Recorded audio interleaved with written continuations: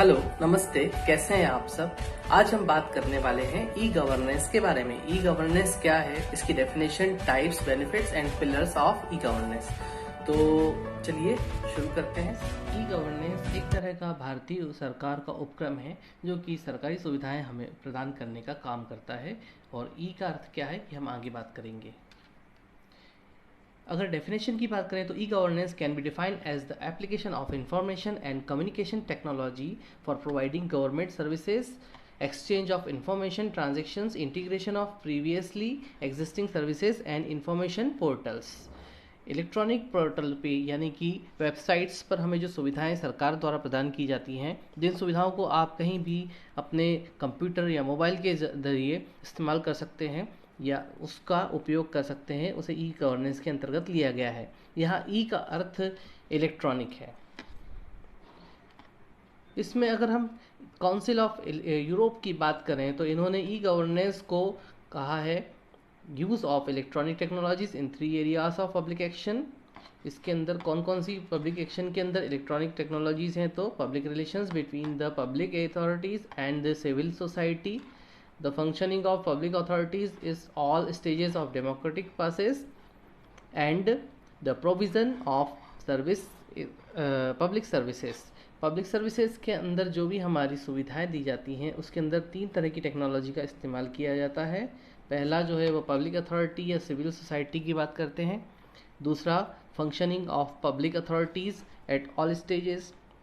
इसके अंदर जिस तरह से हमारी सरकार का प्रजातंत्र है, इसके अंदर सभी सुविधाओं को पारदर्शिता के रूप से उपयोग किया जाता है एवं इसमें जो भी सुविधाएं सरकारी प्रजातंत्र को दी जाती हैं वो इलेक्ट्रॉनिक प्लेटफॉर्म पर हमें प्रस्तुत की जाती हैं। Reasons for opting e governance. E governance को शुरू करने की आवश्यकता क्यों है? जिस तरह से हम जानते हैं कि हमारी सरकार का जो कार्य प्रणाली है वह बहुत ही ज़्यादा कॉम्प्लेक्स यानी कि कठिन है, जटिल प्रक्रिया है। तो इस प्रक्रिया को पूरा करने के लिए हमें इस तरह के सिस्टम की आवश्यकता है। और दूसरा कारण है इंक्रीज इन सिटीजन्स एक्सपेक्टेशन। जिस तरह से नागरिकों की अपेक्षाएं हमारी सरकार से बढ़ती जा रही हैं, इसके लिए सरकार भी चाहती है कि उन अपेक्षाओं पर खरा उतरे। डिफरेंट कैनोटेशंस, इसके अगर विभिन्न अर्थ देखें तो ये एक तरह का ई एडमिनिस्ट्रेशन या फिर ई सर्विसेज हैं। ई एडमिनिस्ट्रेशन का अर्थ होता है ई प्रशासन। ई प्रशासन का अर्थ है कि आज सरकार की सभी सुविधाओं के साथ साथ कंप्यूटर सुविधाओं में भी बढ़ोतरी हुई है। उसके अलावा मैनेजमेंट इंफॉर्मेशन सिस्टम यानी कि हमारी सरकार का जो डेटा बैंक है, जिससे कि वो अलग अलग तरह की सुविधाएं प्रदान करने के लिए एक डाटा कलेक्ट करती है, हमारे सभी नागरिकों का डाटा, जिसके अंदर की नागरिकों की संख्या कितनी है, नागरिकों की आवश्यकताएं जैसे कि लैंड और हेल्थ की आवश्यकताएं और अन्य आवश्यकताओं के लिए सुविधा किस तरह प्रदान की जा सकती है, इस पर कार्य करती है e services. E services is emphasis here to bring the start closer to the citizens.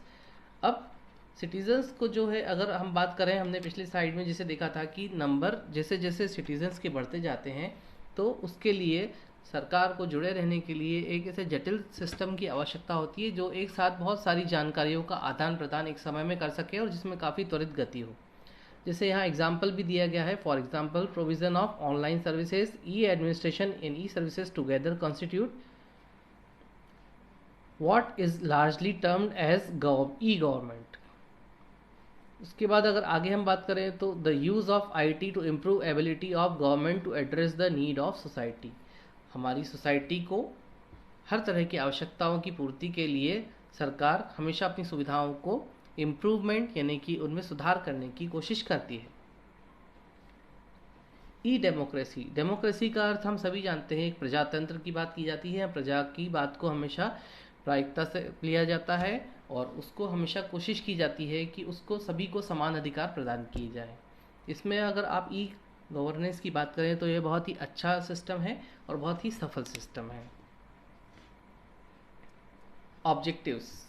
Objectives या उद्देश्य की बात करें तो इसके कुल यहाँ पर 5 ऑब्जेक्टिव्स बताए गए हैं, लेकिन और भी कई सारे ऑब्जेक्टिव्स हो सकते हैं।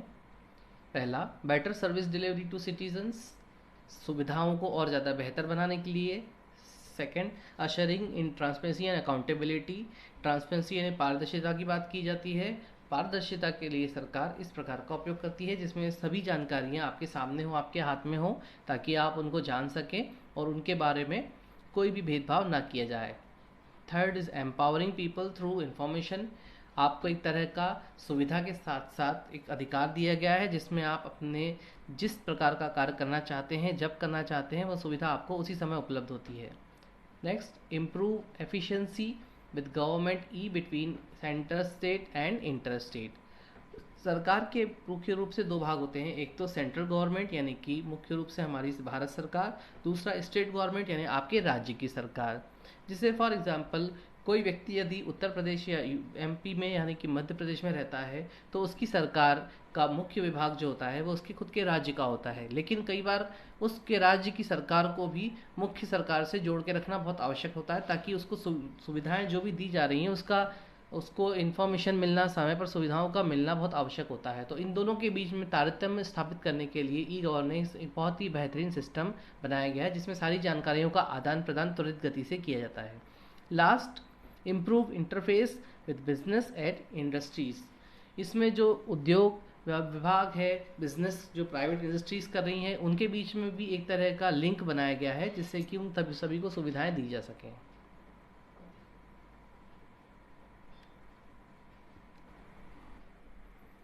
Pillars of e governance. E governance के 4 स्तंभ हैं, people, process, technology and resources. People यानी कि हमारे सभी देश के नागरिकों की बात की जा रही है, प्रोसेस यानी कि वो प्रक्रिया जिसके द्वारा उन्हें जोड़ा गया है, टेक्नोलॉजी की बात करते हैं तो इसमें कंप्यूटर और इंटरनेट है, और रिसोर्सेज के लिए इसमें सरकार द्वारा अलग अलग प्रकार के विभागों में प्रजातंत्र के हिसाब से अलग अलग सिस्टम्स लगाए गए हैं। इन्हीं सिस्टम्स के द्वारा अलग अलग कंप्यूटर्स को जोड़ा गया है। जैसे कि इंटरनेट की बात करते हैं तो इंटरनेट के माध्यम से आप सारी जानकारियां आदान प्रदान कर सकते हैं। टाइप्स यानी प्रकार। ई गवर्नेंस के मुख्य रूप से 4 प्रकार होते हैं, G2G, G2C, G2B तथा G2E। G2G या फिर गवर्नमेंट टू गवर्नमेंट की बात करें तो ये सरकार के प्रजातंत्र के अंदर सरकार के द्वारा सरकार को जो जानकारी दी जाती है। G2C मतलब गवर्नमेंट टू सिटीजन्स, नागरिकों को दी जाने वाली जानकारी। G2B यानी बिजनेस यानी कि उद्योग व्यापार को दी जाने वाली जानकारी। और G2E मतलब कि एम्प्लॉयज़ या जो कार्यालय के कर्मचारियों की बात यहाँ पर की जाती है, उनके लिए जो सुविधाएं दी जाती हैं। इन सभी के बीच में इंटरेक्शन यानी आदान प्रदान सुविधाओं का जो किया जाता है, सूचनाओं का आदान प्रदान, उसकी यहाँ पर बात की जाती है। अब हम अंत में बात करेंगे बेनिफिट्स या आउटकम। ई कॉमर्स के या ई गवर्नेंस के क्या क्या आउटकम हैं। ई गवर्नेंस यानी कि इलेक्ट्रॉनिक गवर्नेंस जो है उसके बहुत सारे फायदे हैं, जैसे कि transparency, accountability, reach of governance, public administration, enables environment for promoting economic development and improved service delivery। इसमें सबसे बड़ी और सबसे अच्छी सुविधा यह है कि इसमें जो कार्य करने की गति है वो काफ़ी तीव्र होती है, क्योंकि ये सब कार्य जो होते हैं वो इंटरनेट या इलेक्ट्रॉनिक मीडिया प्लेटफॉर्म पर किए जाते हैं। इसके कारण हम सभी के को सरकार की कार्य प्रणाली की पारदर्शिता मिलती है। दूसरी बात जो की जा रही है, रीच की बात यानी कि पहुंच की बात, तो ये शहर से लेके गांव-गांव और छोटे छोटे कस्बों तक पहुंचाई गई है। इसमें एक बहुत ही महत्वपूर्ण योगदान सरकार के लोक प्रशासन विभाग का है। ये इनेबल करती है environment for promoting economic development. हमारे सरकार का जो आर्थिक प्रजातंत्र है, आर्थिक ढांचा है, उसको और सुदृढ़ बनाने का काम यहाँ पर किया गया है। और सर्विस डिलीवरी को इम्प्रूव किया गया है, यानी कि हम तक जो सुविधाएं पहुँचने की जो गति है वो काफ़ी त्वरित होती है और हर सुविधा हर एक नागरिक तक समान रूप से पहुँचाई जाती है। तो आज के प्रेजेंटेशन में इतना ही। आगे हम अगले प्रेजेंटेशन में फिर मिलेंगे, तब तक के लिए धन्यवाद।